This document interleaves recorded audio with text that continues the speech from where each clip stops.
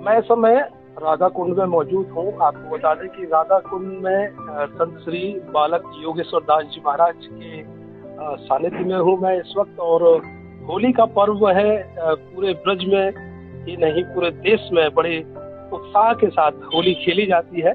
मेरे साथ में प्रभु मौजूद है। क्या कुछ कहना चाहेंगे प्रभु जी समूचे भारत से जो सनातन प्रेमी है उनसे? पहले तो बहुत बहुत आपके चैनल के माध्यम से आपको भी बधाई हो, और आपके चैनल के माध्यम से आपके जितने भी दर्शक हैं भारतवर्ष में सबको बहुत बहुत शुभकामनाओं के साथ होली का महोत्सव, जो पावन पवित्र महोत्सव है, इसका आपको सबको मंगलमय शुभकामनाओं के साथ बधाई हो। और श्री राधा कुंड धाम ये वृंदावन में पड़ता है। श्री गिरिराज जी की तलहटी पे श्री गोवर्धन नाथ भगवान की परिक्रमा जो होती है, उस परिक्रमा में श्री राधा कुंड श्याम कुंड ये यहाँ पे स्थित है। और राधा कुंड गांव है, और यहाँ पे साधु संत महात्मा हमेशा हमेशा अपना जाप करते हैं, पाठ करते हैं, साधना करते हैं और सादगी से अपनी तपस्या करते हैं भगवान ठाकुर जी को। और श्री राधा रानी के श्री चरणों में अपनी हाजिरी हमेशा लगाते रहते हैं और उनका नाम संकीर्तन करते हैं। और रोज सुबह शाम यहाँ पे कीर्तन करते हुए साधु संत महात्मा और भक्त गण सारी मंडलियां निकलती हैं और कीर्तन करती हैं, राधा रानी का गुणानुवाद गाते हैं, संकीर्तन करते हुए बड़ा आनंदित वातावरण हो जाता है। और ये श्री राधा कुंड धाम, यहाँ पे आज हम लोग सारे एकत्रित हुए हैं, होली एकत्रित होकर के मना रहे हैं। होली का पर्व जो है बड़ा पावन और पवित्र पर्व है। सब वर्ग के, चाहे कोई भी ब्राह्मण क्षत्रिय वैश्य शूद्र कोई भी हो, हिंदू मुस्लिम सिख ईसाई कोई भी हो, सब आपस में जो है प्रेम से रहते हैं, एक दूसरे को टीका लगाते हैं। कोई उस तरह के अपने रिश्ते होते हैं, कोई बड़े हैं तो उनके चरणों में नमस्कार करके प्रणाम करते हैं, बड़े लोग आशीर्वाद देते हैं।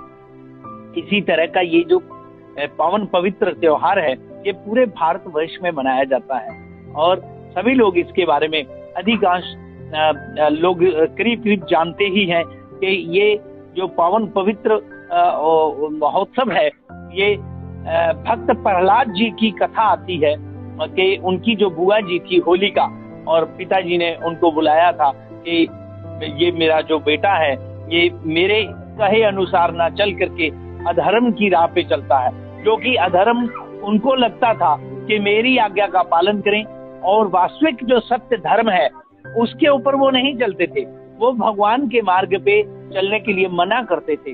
तो इसीलिए भक्त प्रहलाद जी ने कहा कि नारायण का ही जाप सर्वश्रेष्ठ है, भगवान का मंत्र उच्चारण किया जाए, कीर्तन किया जाए, यही सर्वोच्च है। तो लेकिन उनको शायद यही था कि मैं ही सर्वोच्च हूँ, मैं ही सबसे बड़ा राजा हूँ, इसलिए मेरा नाम सुमिरन किया जाए। लेकिन भक्त प्रहलाद जी ने कहा ये ठीक नहीं है, भगवान का ही नाम उच्चारण होना चाहिए और उन्हीं का जाप होना चाहिए, उन्हीं की पूजा होनी चाहिए। लेकिन इस तरह से उनकी जो बहन थी होलिका, हरणाक्ष की और हिरण्यकश्यप जो दोनों भाई हुए हैं, ये राक्षस हुए हैं।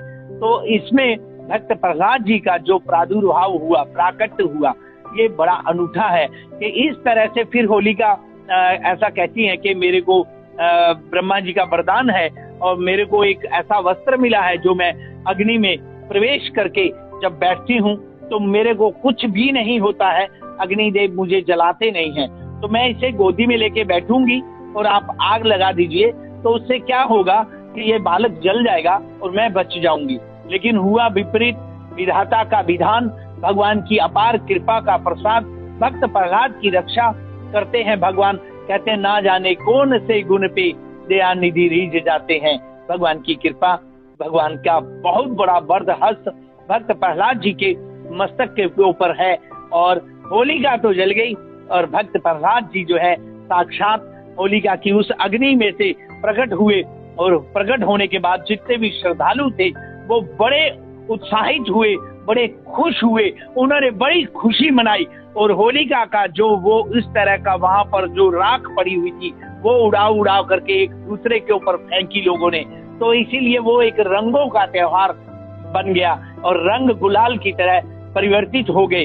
तो ये वही होलिका का दहन हुआ और होली इसी तरह से मनाई जाती है। भक्त प्रहलाद जी का गुणानुवाद करके, उनको याद करके होली मनाई जाती है और सभी लोग आपस में गले मिलते हैं, प्रेम से होली का ये पावन पवित्र पर्व मनाते हैं। आज आपके चैनल के माध्यम से आपके सभी भारतवर्ष के जितने भी दर्शक हैं, सभी को बहुत बहुत शुभकामनाओं के साथ होली बहुत बहुत मुबारक हो, बधाई हो। महाराज जी, एक सवाल मेरा ये है कि जैसे आपने कहा अधर्म पर धर्म की जीत हुई, होलिका का दहन हुआ और भक्त प्रहलाद कहीं ना कहीं अपने भगवान को जिन्होंने कहा कि उनकी पूजा करनी चाहिए, उनका नाम सुमिरन करना चाहिए, तो उनकी जीत हुई। लेकिन धर्म अधर्म की लड़ाई शुरू से ही चली आ रही है। कहते भी हैं कि कलयुग में 75% पाप होंगे और 25% पुण्य होंगे, तो वो आज भी दिखाई देते हैं। संत महात्मा, संत महंतों को कहीं ना कहीं टारगेट किया जाता है। कैसे देखते हैं वर्तमान के जो एक वातावरण बना हुआ है उसको? अब कोई नहीं, वातावरण तो ये जैसे अभी आपने कहा, ये सदियों से ऐसा चला आ रहा है और ये अगर चला आ रहा है तो मेरे ख्याल में चलता ही रहेगा। ये इतना तो चलो कोई बात नहीं, भगवान की अपार कृपा भक्तों पे हमेशा रहती है। बस देखना ये है कि हमारी श्रद्धा, हमारा विश्वास डगमगाना नहीं चाहिए, भगवान के प्रति हमारा प्रेम जो है अटूट होना चाहिए, इसका पूरा ख्याल रखना चाहिए हम लोगों को, भक्तों को। बाकी कोई है सोई जो राम रचि राखा, ये हरी इच्छा बलवान, भगवान की जो इच्छा होती है होना वही होता है। बाकी हम तो यही कहेंगे, अपने प्रभु पे पूरी पूरी श्रद्धा रखो, पूरा पूरा विश्वास रखो और प्रभु का नाम सुमिरन करते रहो, भगवान के बताए हुए मार्ग पे, सन मार्ग पे चलते रहो, कर्तव्य का पालन करो। बाकी जो होगा ठाकुर जी पे छोड़ दो। हरी इच्छा बलवान परमात्मा बड़े दयालु हैं, वो ये सारा संसार उनका है, वही चला रहे हैं, उन्हीं को चलाने दिया जाए। बाकी हम तो यही कहेंगे, बहुत बहुत आपको शुभकामनाओं के साथ होली मुबारक। बिल्कुल, बहुत बहुत धन्यवाद महाराज जी आपको।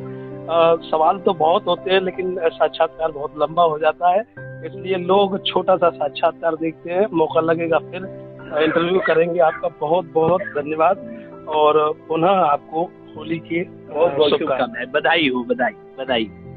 आगे भी नए विचारों के साथ फिर उपस्थित होंगे, तब तक मुझे दीजिए अनुमति। प्रणाम, जय श्री राम।